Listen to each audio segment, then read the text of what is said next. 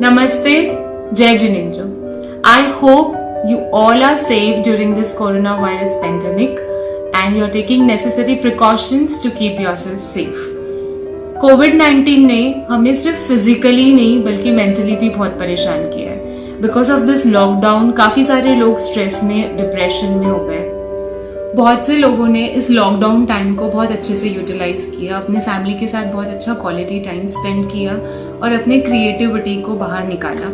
But ये lockdown हर किसी के लिए इतना अच्छा नहीं था. बहुत से लोग बहुत ज़्यादा डिप्रेस्ड और फ्रस्ट्रेटेड थे क्योंकि लॉकडाउन के वजह से उन्हें बहुत ज़्यादा नुकसान हुआ, बहुत सारी प्रॉब्लम्स को फेस करना पड़ा, बहुत सारे तकलीफ़ों को फेस करना पड़ा.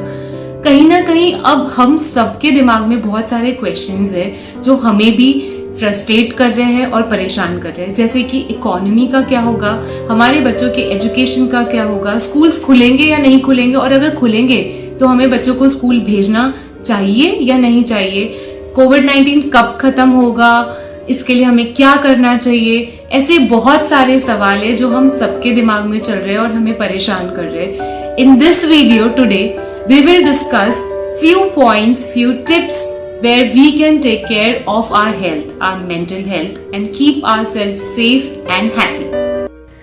फिजिकल फिटनेस के साथ साथ मेंटल फिटनेस भी इक्वली इम्पॉर्टेंट है और इसके लिए बहुत ज़्यादा ज़रूरी है कि हम नेचर के साथ कनेक्टेड रहें, ना कि सिर्फ टेक्नोलॉजी के साथ.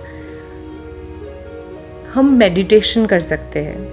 Meditation is an amazing activity. Yoga और मेडिटेशन ये ऐसी एक्टिविटीज़ है जो आपको फिज़िकली भी फिट बनाती है और साथ साथ में मेंटली भी फिट बनाती है. अगर आपको योगा नहीं आता है, मेडिटेशन नहीं आता है, तो आप ऑनलाइन क्लासेस इसके ले सकते हैं. बहुत सारी बुक्स है, इस पर आप वो पढ़ सकते हैं. सिंपल ब्रीदिंग एक्सरसाइजेस से भी आप स्टार्ट कर सकते हैं and you will really feel a difference in your life. किसी किसी के लिए डांस भी एक टाइप का मेडिटेशन है. बहुत से लोग म्यूज़िक के थ्रू भी मेडिटेशन करते हैं और बहुत से राइटर्स और आर्टिस्ट का ये मानना है कि उनके लिए राइटिंग, ड्राइंग, पेंटिंग भी एक टाइप ऑफ मेडिटेशन है.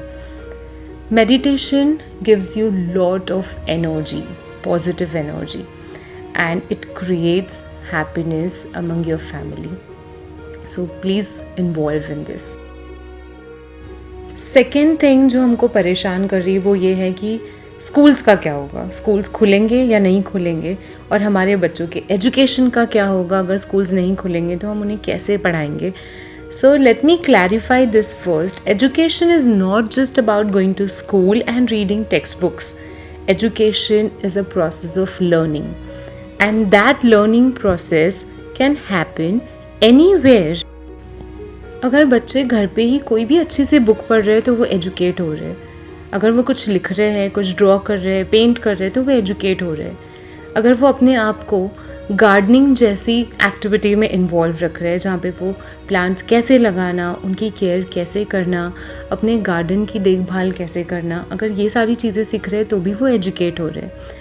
If children are getting involved in the activities like cooking, baking, तब भी वो एजुकेट हो रहे हैं बिकॉज ये सारी एक्टिविटीज़ भी बहुत ज़रूरी है. अगर बच्चे सिंगिंग में अपने आप को इन्वॉल्व कर रहे हैं तो भी वो एजुकेट हो रहे हैं. इनफैक्ट हम बच्चों को बहुत सारी चीज़ें सिखा सकते हैं लाइक क्लीनिंग, वॉशिंग. इसके अलावा भी हम उन्हें आर्ट एंड क्राफ्ट्स में इन्वॉल्व रख सकते हैं जहाँ पे बच्चे अलग अलग आइटम्स बना रहे हैं, अपनी क्रिएटिविटी दिखा रहे हैं. So all these things are education. So don't worry parents कि बच्चा अगर स्कूल नहीं जाएगा तो उसका बहुत लॉस हो जाएगा. आप घर में भी उसे ऐसी स्पेस दे सकते हो, ऐसा एनवायरनमेंट दे सकते हो जहाँ पे वो बहुत कुछ सीखे एंड वो एजुकेट होते रहे. So the process of learning should not stop. It should continue all the time. Third thing जो हमको सता रही है वो है हमारी इकोनॉमी, कि हमारी इकोनॉमी गिरते जा रही है और हम क्या कर सकते हैं. तो बुज़ुर्गों का और बड़े लोगों का हमेशा से ये कहना रहा है कि अगर अर्निंग्स नहीं हैं तो अपनी सेविंग्स को बढ़ा दो, राइट. अपने वॉलेट पे ताला लगा दो and start saving more and more. जितना हो सके हम अपने एक्सपेंसेस को कट कर दें, फिजूल के खर्चे ना करें, शॉपिंग ना करें। एटलीस्ट फॉर अ ईयर हम प्लान करें कि हमें कोई ट्रैवलिंग नहीं करनी है, या एकदम लिमिटेड ट्रैवलिंग करनी है, जब ज़रूरी है तभी जाना है। घूमना फिरना ये सारी चीज़ें, हम इन सब चीज़ों को भी अवॉइड करें तो हम बहुत हद तक अपनी इकोनॉमी को लेवल में ला सकते हैं। ये कोविड-19 कब ख़त्म होगा? ये एक ऐसा सवाल है जो हर किसी के दिमाग में चल रहा है, but I would suggest you to stop asking this question और हम नेसेसरी प्रिकॉशंस ले लें, इसके साथ जीना सीख लें। प्रॉपरली हैंड वॉश करें, मास्क लगा के घूमें, ग्लव्स का इस्तेमाल करें, सैनिटाइज़र का इस्तेमाल करें। And you must have heard of this कि सर्वाइवल ऑफ फिटेस्ट, जो फिट है, जिसका इम्यून सिस्टम स्ट्रॉन्ग है, वो सर्वाइव हो जाएगा।